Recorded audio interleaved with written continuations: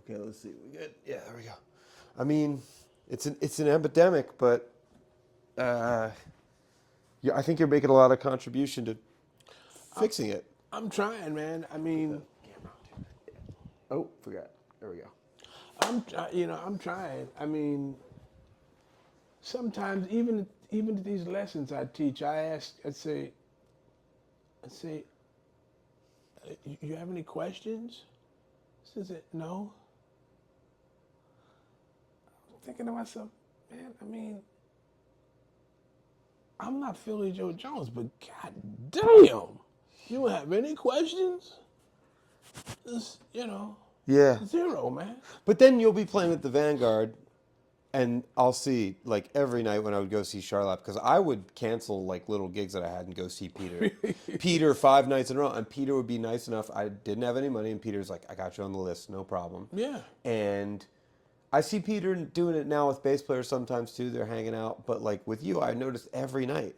There were 5 or 6 guys. Maybe they were from a jazz school in the Midwest. They're visiting. Maybe they're from there's different. some, They're yeah. coming looking for you.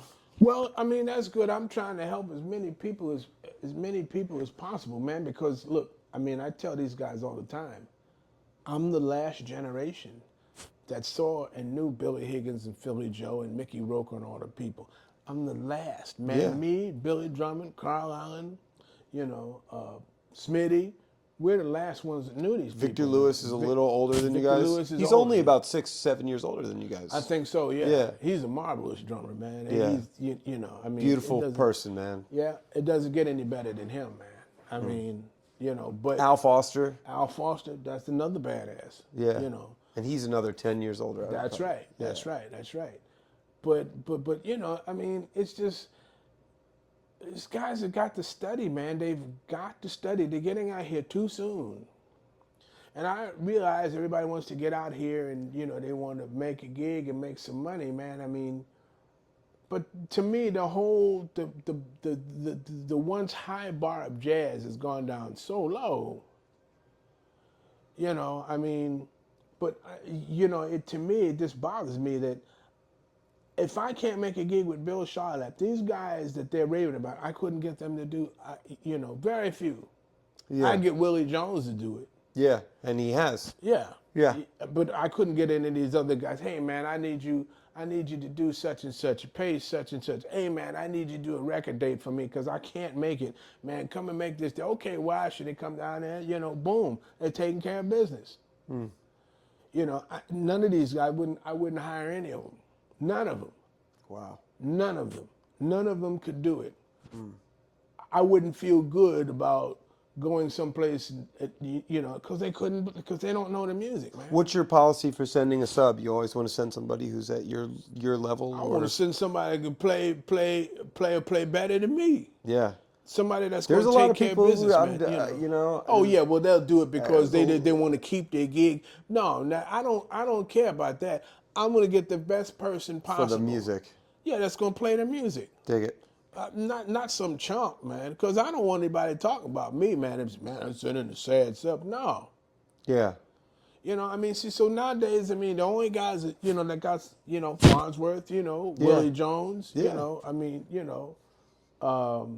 I've called Bill Stewart. He come and play Bill Charlap's gig. He plays it magnificently. Well, he made some records with Charlap. made That some was records before the trio with you and Pete. No, I think it was about the same time. You mean the group with Jay Lenhart? Yeah. I think that was about the same time. I think there's one with Sean Smith too, basically. Yeah. But well, see, he come in and do it, man. We should talk about the formation of the Charlap Trio because for my generation, I mean, for a lot of people, but it's so important. I mean, that's a incredibly high-level ensemble that we can go see and learn from, and just watching you guys in the Vanguard is magical. The sound you guys reflect off the Vanguard and playing that room, it's amazing. It taught me so much about music. And so, Bill, you knew Bill through, how'd you meet him? How did that work? The first time I used to see Bill around, just like I used to see Michael LaDon around.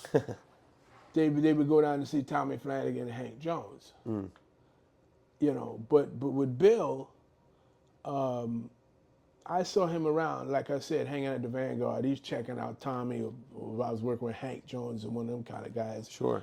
And so he was on the Thelonious Monk Institute, the piano competition. And he should have won. He should have won, man. I mean, he had a nice touch, you know. Were you in the rhythm section at that time? Yes, I was playing in the rhythm section. That's yeah. With Rodney Whitaker? Who was playing? Peter. Okay. Or was it Bulldog? It was either Ray Drummond or I think Peter. everybody's, that whole crew, everybody's kind of done it, right? Like Rodney Whitaker's done it a bunch, Carl Allen's done it, the Thelonious Monk. Now Yeah. renamed to the Herbie Hancock. Wow. Right? Interesting. Or is that the Institute? I don't know. One of them got renamed to the Herbie. I don't know. But anyway, so that's how I first heard him. And then the next gig, he called me and Ray to play a brunch at the Blue Note. So after that, I get a call from Jerry Teakins of Crisscross Records. So Bill had already recorded with Crisscross, but Bill wanted to make a record with Peter and I. And so, so then Jerry calls me up, asked me what I thought. I said, well, yeah, man, this guy can play. Because I remember him from the piano the piano competition. Right. So then we had one rehearsal. Oh, we still going? Still going? Hopefully that was working the whole time. Little battery snafu there. Okay, so you were saying, to summarize in case we lost anything, Yeah. you met him through the piano competition. He had recorded a record, but he wanted to do another one. Yeah. And Jerry Teakins called you up and you said, yeah, this guy can really play. So then Peter and I think we had one rehearsal, one or two, and that's how it started. And so after the record date was over, Bill said, hey, I'm going to try to get some gigs. Would you be interested in playing some trio gigs with me? I said, well, yeah. I never thought, man, I didn't think anything more about it. It'd be years later, over 20 years later, we're still playing together. Wow. There you go. I never even thought about it. And was it a quick kind of progression, like in terms of the playing the Vanguard and all that kind of stuff? Like it happened quickly, or you guys were kind of playing some more local gigs? We was playing some other gigs, man, before we played the Vanguard. What was that place they had, this Italian place that had good food down in the village? I can't think of the name of the place. But Zeno's? Yeah. Yeah, I know about that. That's way before my time. Yeah, we was playing Zeno's. And so he finally got the gig at the Vanguard. We started working, we worked the Vanguard. See, so the progression took a while. But I mean, the thing about the sound of that trio, see, we were all listening to the same kinds of records. Yeah. The Oscar Petersons, the Ahmad Jamals, Dick Hymans, and, Peter and I, man, I mean, somebody smiled at me when they brought him to New York City. Yeah. That was a good day for me. Somebody up there liked me. Yeah. But I mean, because we were into the same kinds of things, we listened to the same things. We wanted to play like, you wanted to play like Doug and Paul. Yeah. And Milt Hinton. Simpatico. Yeah. I mean, and we wanted to, as Milt Hinton used to say all the time, we wanted to get the job done. I used to talk to these guys. So Milt Hinton would say, "Oh yeah, well we was just trying to do the job. I mean, we was just trying to do the." Hank used to say that too. Wow. See, so I mean, O.C. Johnson. See, I wanted to play like that, man. I wanted to play that same kind of high quality and get the job done. Play it right.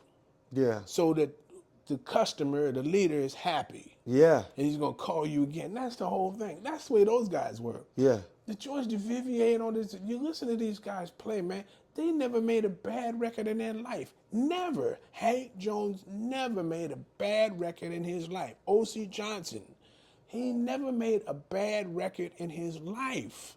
I wanted to be like that. Grady Tate, all those. I wanted to play like that. See, so that trio, You are. I don't. Whether or not you think that about yourself or not. I got a long way to go, but so, that trio, we wanted to play that high quality of music. See, so like, Pete and I, we listen to all those trios, on the records with Paul Chambers, Paul and Finest Newborn, and the Oscar Peterson records were a big influence on us too. Yeah, yeah, Like the way that Ray's choice of notes, yeah. Absolutely. those records, and how he goes, and for me, the ensemble playing, the way Ed Thigpen played in that trio. Yeah. His ensemble player, how the long notes and the short notes, and how, Yeah. I listen to all those guys, Specs Wright with Red Garland, I mean, the way Philly Joe played in the trio. I listen to all that stuff, man. Yeah. And see, so from listening to that, Bill's stuff is a little bit different, but it still demands the same kind of high Well, you quality guys playing, are in the man, same attention, your same focus and same Yeah, we're all locked in, creating man. like, I don't want to say putting a bow on it, but it's like that's the way it sounds. Like everything is presented like that. Yeah. I mean, so. But then it's nice also sometimes you guys will just like rip a tune and like, it's not so arranged and stuff like that. And Well, yeah, Bill's starting to do that a little bit more, which is man, a good which contrast is a good thing. in, this, in my humble opinion. What do Bill's I know? But I like starting that. to do that, which is something that I like, because just play, man. Peter and I, we've been out here a long time. We're going to hear, if I can't do anything else, I can hear wet paint drying, man. I mean, really. I mean, see, so challenge me. I was telling him, challenge me, man. Challenge me. Challenge me. See, so just play. Let's see what we can come up with. I mean, that was one of the. I mean, that was one of the interesting things about playing with Benny Green. Because he would do that? Well, what he would do is like, I mean,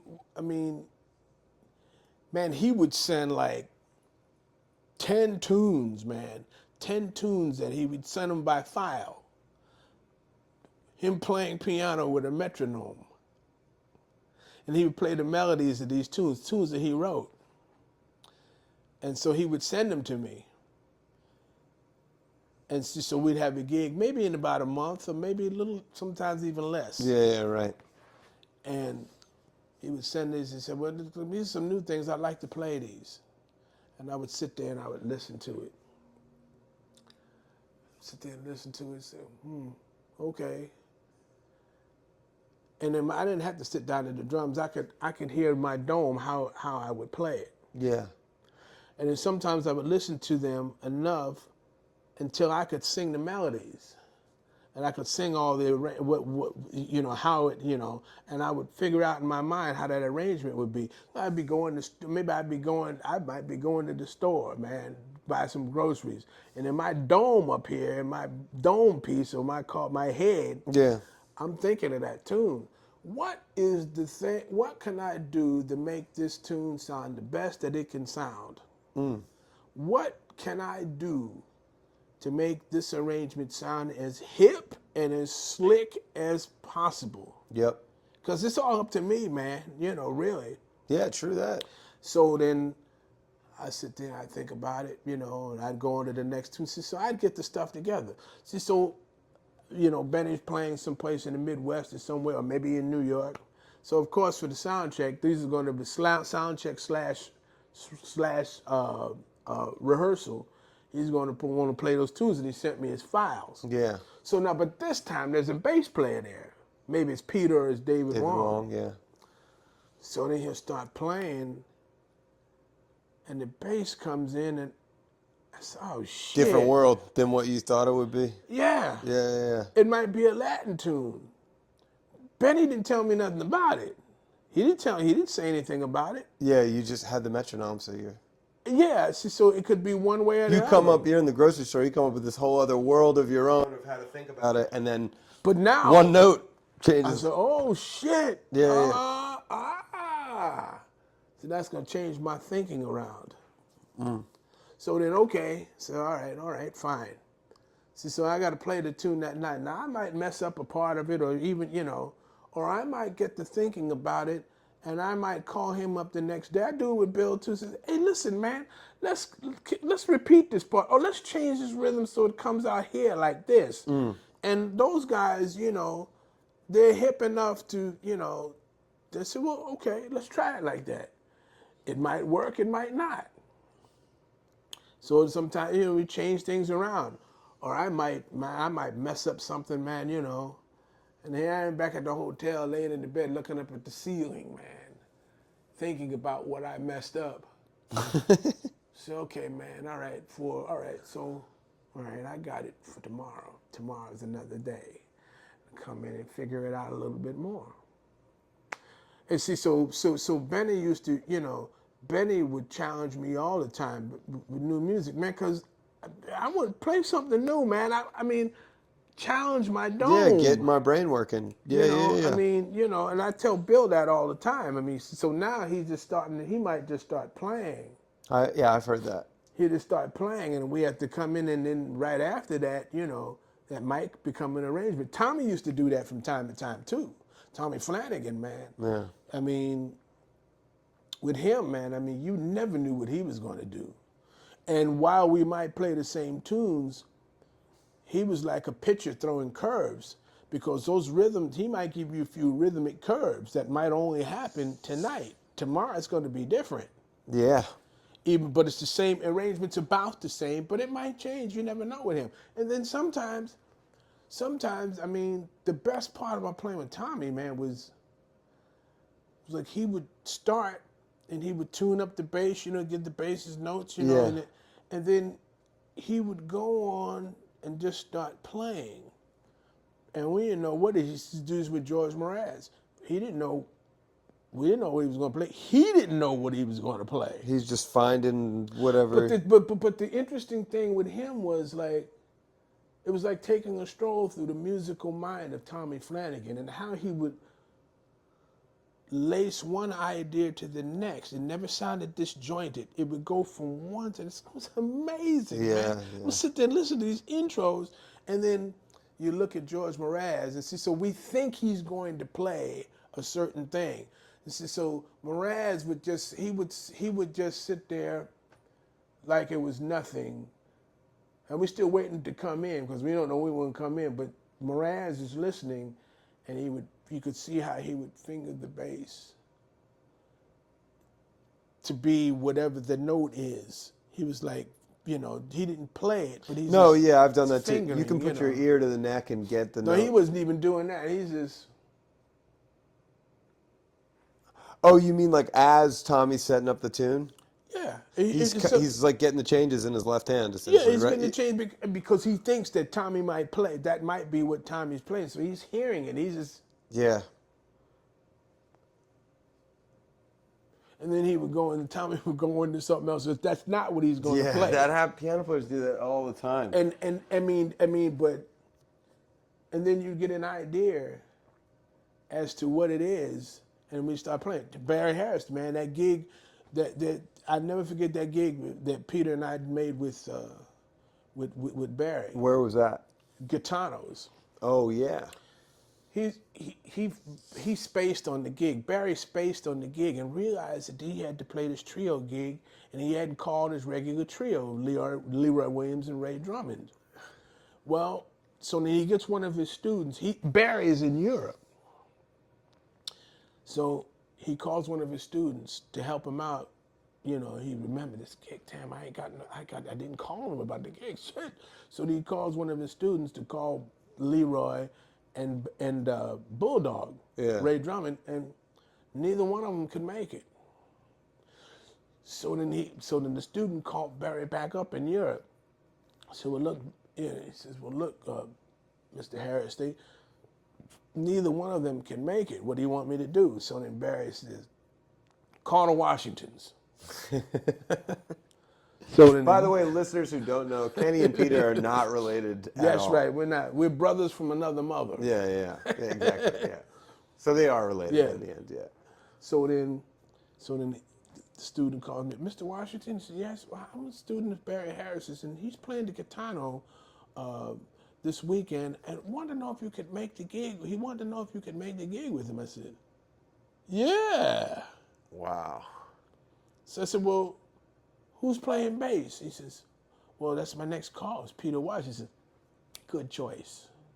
There you go. So then, get on the phone. He tells me what time the gig's going to be. Cool. So the next thing I know, I called Peter. He called me up and said, hey, man, we're going to be playing with Barry Harris, man. I said, yeah, man, I can't wait, man. Shit, man. You know. Yeah, super excited. So when we get to the gig, I get there early, set up. How old were you guys? Oh, man, this is maybe about 6 or 7 years ago. Oh, wow. We played with Barry before that, too. How did I miss that? I don't know. Well, sometimes the Catano stuff wasn't listed super. Well, Like, it wasn't I'm sure that advertised. they would list Barry, but you know. No, I just mean like their ads and stuff. Oh, that's yeah. Just buried in the back of Hot House or something. Kimmel saw it. He was there. Damn. So man, I mean, so There you go. when we show up, man, you know, so Barry shows up maybe about 10 minutes before the gig. Shows up 10 minutes before the gig. So we give each other, hey man, how you doing? Blah blah blah blah. So we sitting up there talking trash, and so he gets the time to play the gig, and so then Barry says, gentlemen, it's time to go to work. Sit down there and he starts playing. He plays the intro. That bebop. So we know that that's the intro to Bud playing. There'll never be another you. Yeah. You know, he didn't say anything about, do you notice? He just starts playing. And one time he called a tune. I mean, we knew what it was. I mean, Peter turned around and looked at me. He says, man, sure I'm glad I listened to those records. I said, oh yeah, you know it too, huh? Yeah. And that's what I'm talking about. These guys out here now, they couldn't do that, man. Yeah. Right. They couldn't do that. This used to happen all the time. Yeah. Peter and I thought that would never end, man. Because we would get called with all kinds of people. There's no rehearsals, man. Yeah. This guy doesn't have time to rehearse and didn't want to rehearse. Yeah. You know my stuff? Cool. Yeah. That's I it. mean, listen, when I joined Tommy Flanagan, he didn't want to rehearse. I had to beg him.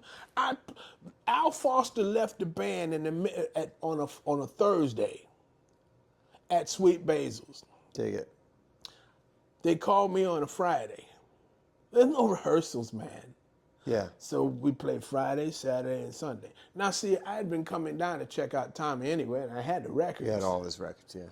You know, I mean, but then he's still playing Stay things ready. that, Essentially, you know, more of this Yeah. stay ready. Yeah. Don't get ready. Stay ready. I mean, because of course, Al Foster and George Mraz and Tommy, what's not to like? I used to come down to check them out all the time. Not to hawk the gig, because I like the gig. I like the music. Yeah. And I like listening to that trio, man. So anyway, so then they went out to the West, they were going out to the West Coast. So when we got out to Blues Alley up in Seattle, or was it Jazz Alley, whatever it is, we get out there.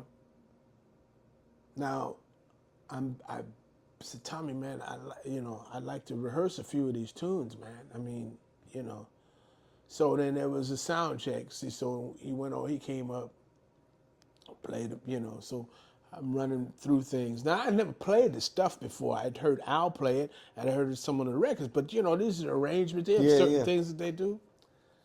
So then, okay, I get to one thing, and I go to the next. And so then after, I don't know, man, maybe about after 15 minutes, Tommy just stops playing. He gets up, says, I said, Tommy, but what about this part? Young Wash, I can hear him now. Young Wash, it'll be fine. But, man, they said, no, Young Wash, I'm not worried about it. I'm going back to the hotel. I'm gonna take a nap. I'll see you later. But, man, but it'll be fine. And it was. Well, I messed up a few times. You know, but then I go back to the hotel. I'm looking up at the ceiling, figuring out what I did wrong. See, so the next day I could play it better. See, so after a few days, I was able to catch on to those arrangements. Because there's no music, man. Yeah, there's of no course. music. You got to figure that stuff out there. That was with Mraz? Yeah. Yeah. Well, Peter and I, I mean, that used to happen all the time. We thought that would never end. Pete, we were talking about that not too long ago.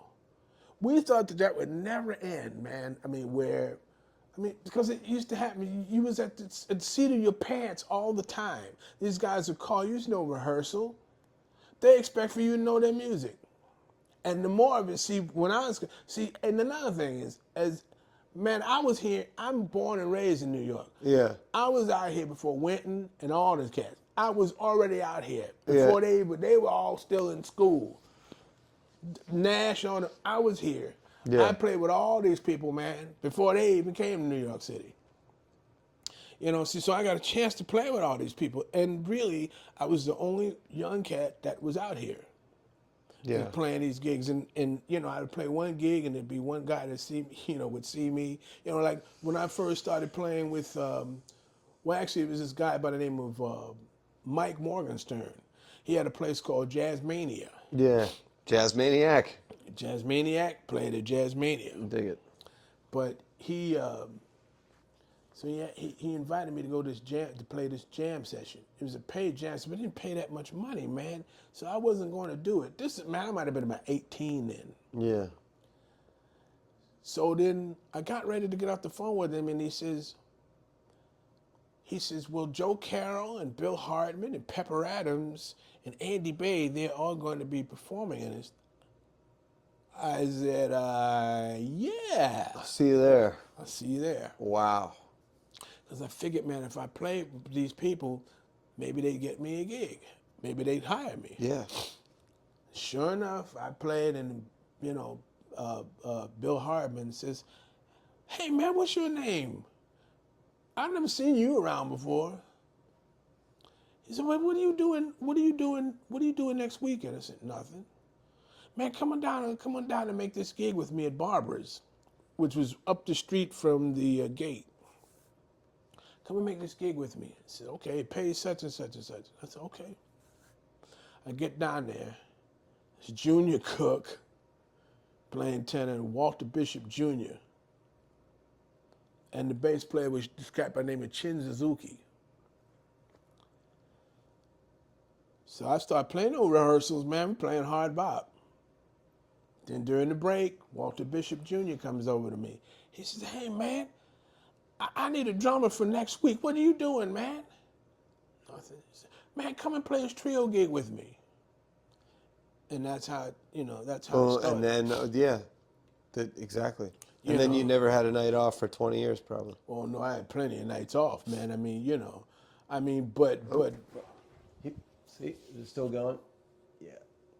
Okay, yeah, we're good. Yeah, but see, so one of the reasons why I got hired, and then Dave Bailey, who used to run Jazzmobile, he just died not long ago, unfortunately. But he heard me play this piano thing with Walter Davis Jr. And then he puts two and two together, because my father was telling him that he had a son that played drums. He put two and two together. That he knew my father There you from go. the Jazzmobile. Right, from the Jazzmobile thing. and your dad calling up asking about coming to Staten Island and all that. Yeah. And so he came up to me. I knew who he was, of course, man. Yeah. So then, and he's still running Jazzmobile and running Jazzmobile, and he says, he called me up. He said, man, what are you doing next week? Or whatever day it was, and nothing. He says, I'll call you back, man. I think I have a gig for you. He called up Lou Donaldson. Lou Donaldson had a Jazzmobile coming up, and Lou says, he says, hey, Lou, who are you using for drums? Have you got a drummer yet? He says, no. He says, don't bother about getting it. I got just a guy for you. Don't bother about bringing a drummer. I got just a guy for you.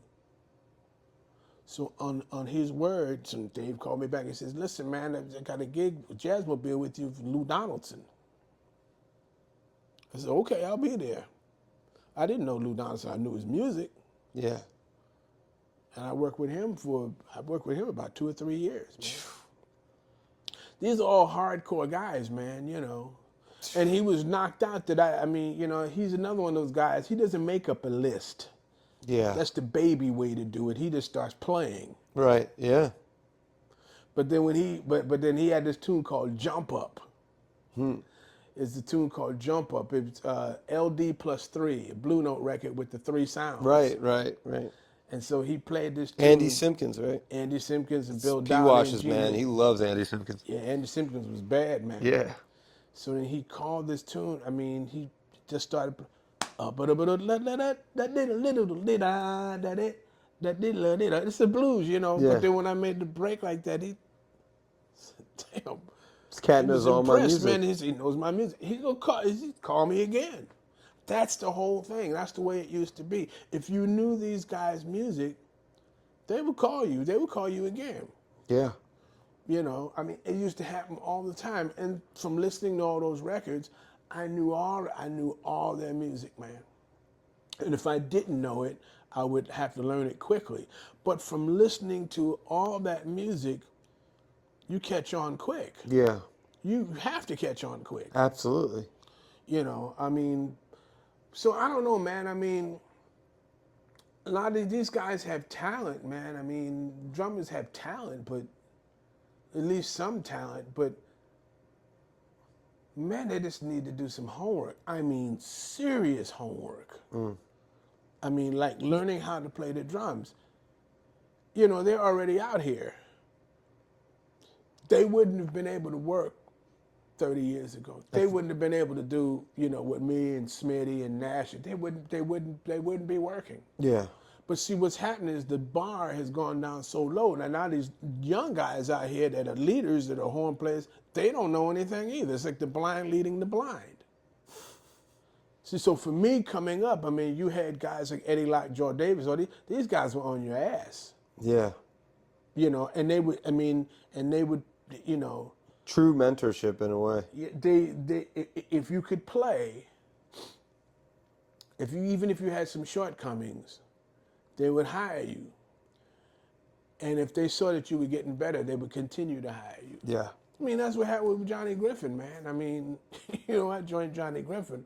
Ronnie Matthews, the piano, he was tough, man. Yeah. He was a tough cat, man. I mean, Bulldog too, Ray Drummond, you know, they wouldn't accept anything but the best. Because I'm the young guy in the band, you know. And when I left Betty Carter to play with Griff, Ronnie Matthews picked me up from Betty's house, and we're driving up the street, and Ronnie Matthews says, "Well, Wash, as you know, Johnny Griffin has played with all the great drummers: Ike Day, Ben Riley, Max Roach, Philly Joe Jones. And one thing that all those drummers have in common is that they beat the drums." He's driving along just like nothing, just like this. He says, "Now, you've been playing with a singer, but on this gig, there's no pity-pattying on the drums.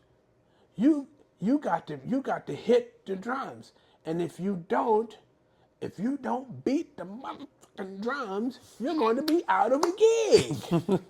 I said, "Oh shit, what am I doing?"